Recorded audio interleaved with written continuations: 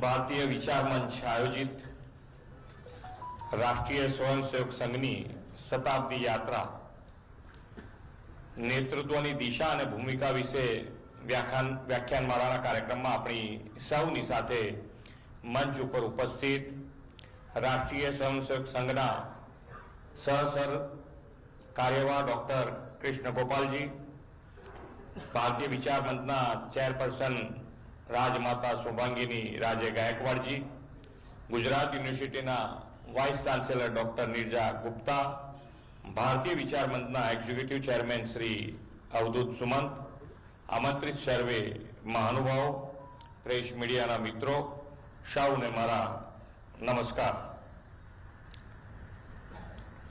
રાષ્ટ્રીય સ્વયંસેવક સંઘનું શતાબ્દી વર્ષ દેશ અને દુનિયા માટે અનેક ઉદાહરણ લઈને આવ્યું છે. એક સંસ્થા નિરંતર 100 વર્ષથી રાષ્ટ્રહિત સર્વોપરીની ભાવના સાથે પોતાના કર્તવ્ય પથ પર આગળ વધી રહી છે. સામાન્ય રીતે કોઈ પણ સંસ્થાની આટલા વર્ષોની યાત્રામાં વૈચારિક બદલાવ જોવા મળતો હોય છે, પણ રાષ્ટ્રીય સ્વયંસેવક સંઘ એક એવી મહાન સંસ્થા છે જેના વિચારોની ધરતા 100 વર્ષમાં વધુ ગહન બની છે, વ્યાપક થઈ છે અને લોકોમાં રાષ્ટ્ર પ્રથમની ભાવના જાગૃત કરવામાં પણ સફળ રહી છે. વિશ્વ નેતા અને યશસ્વી વડાપ્રધાન શ્રી નરેન્દ્રભાઈ મોદીના નેતૃત્વમાં આ વર્ષે રાષ્ટ્ર પ્રથમના ભાવને ઉજાગર કરતા આવા અનેક કાર્યક્રમોના આપણે સાક્ષી બનીશું. આ વર્ષે વંદે માતરમના 150 વર્ષ, ભગવાન બિરસા મુંડાની 150મી જન્મ જયંતિ, લોહ પુરુષ સરદાર પટેલની 150મી જન્મ જયંતિ, સુશાસનના પ્રણેતા ભારત રત્ન પૂર્વ વડાપ્રધાન શ્રી અટલ બિહારી વાજપેયીજીનું શતાબ્દી વર્ષ અને આપણા બંધારણના અંગીકરણને 75 વર્ષ, સાથે રાષ્ટ્રીય સ્વયંસેવક સંઘનું શતાબ્દી વર્ષ રાષ્ટ્રહિત માટે સોનામાં સુગંધ ભરે એવો અવસર છે. આજે આપણે રાષ્ટ્રીય સ્વયંસેવક સંઘની શતાબ્દી યાત્રા નેતૃત્વની દિશા અને ભૂમિકા ઉપર મંથન કરવા માટે એકત્રિત થયા છીએ. આવનાર સમયમાં સંઘની ભૂમિકાને વધુ સક્ષમ બનાવવામાં ભારતીય વિચાર મંચ દ્વારા આયોજિત વ્યાખ્યાનમાળા, પ્રદર્શની અને મલ્ટીમીડિયા શો આપણું માર્ગદર્શન કરતા રહેશે. આજે મને સંઘની સ્થાપના માટેના પરમ પૂજ્ય ડોક્ટર હેડગેવારજીના વિચારો સ્મૃતિમાં આવી રહ્યા છે. પૂજ્ય ડોક્ટર સાહેબ જાણતા હતા, જ્યારે દેશના દરેક નાગરિકના મનમાં રાષ્ટ્ર પ્રથમનો ભાવ જાગૃત થશે ત્યારે જ ભારત સશક્ત રાષ્ટ્ર બની શકશે. જ્યારે દરેક નાગરિક રાષ્ટ્ર પ્રત્યે કર્તવ્યરત બનશે ત્યારે જ રાષ્ટ્ર તેના પરમ વૈભવ સુધી પહોંચી શકશે.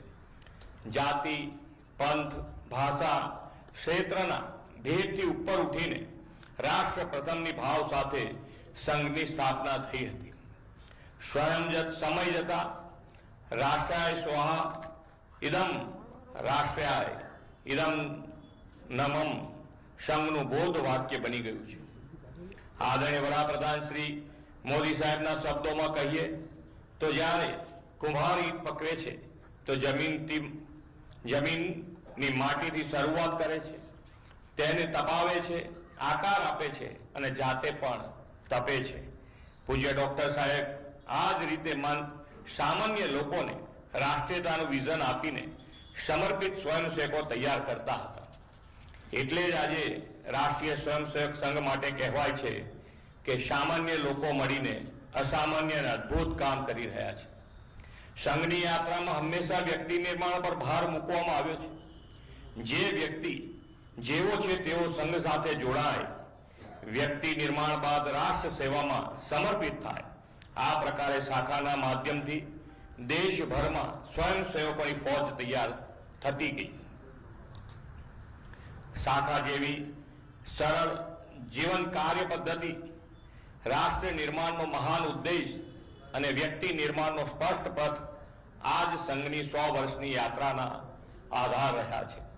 100 વર્ષની આ યાત્રામાં આરએસએસે સમાજના અલગ અલગ વર્ગોમાં આત્મબોધ સ્વાભિમાન જગાડવાનું મોટું કામ કર્યું છે.